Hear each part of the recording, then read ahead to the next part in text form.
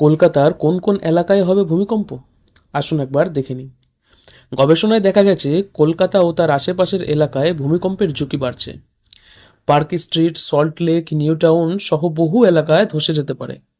আগামী 5 দশকে ভূমিকম্পের সম্ভাবনা আরও 10% বৃদ্ধি পাবে বলে জানা যাচ্ছে। বিগত কয়েক বছরে কলকাতা ও তার আশেপাশের এলাকায় ভূমিকম্পজনিত ঝুঁকি নিয়ে গবেষণা চলছে। গবেষণা করছে খড়গপুরের ইনস্টিটিউট অফ টেকনোলজি, করছে রিসার্চ।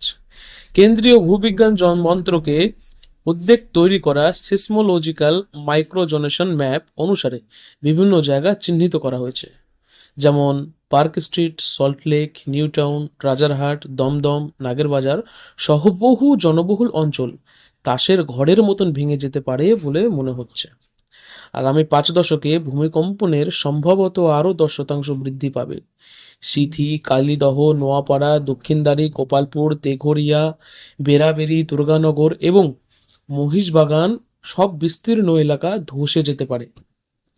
ভূগর্ভস্থ জলস্তর অত্যন্ত কাছাকাছি থাকায় জলোচ্ছ্বাসের ফলে ক্ষতি হতে পারে কয়েকটি এলাকা।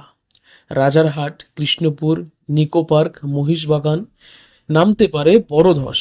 নিউ টাউন, সল্ট লেকে, Narkeldanga, Sealdah station, Beleghata, park circus, Ballygunge ও কসবায় ধস নামতে পারে। আর্থিক ক্ষতি হতে পারে প্রায় 23,000 কোটি টাকা। স্কুল, কলেজ, হাসপাতাল সহ অন্যান্য অঞ্চলে ক্ষতি হতে পারে। কেবল কলকাতা নয়, দেশের আরও 6টি রাজ্যে নিয়ে আশঙ্কা প্রকাশ করছে তারা। পাটনা, বারাণসী, লখনৌ, আগ্রা, মিরাট, অমৃতসর, কানপুর ও ধানবাদেও নামতে পারে ধস।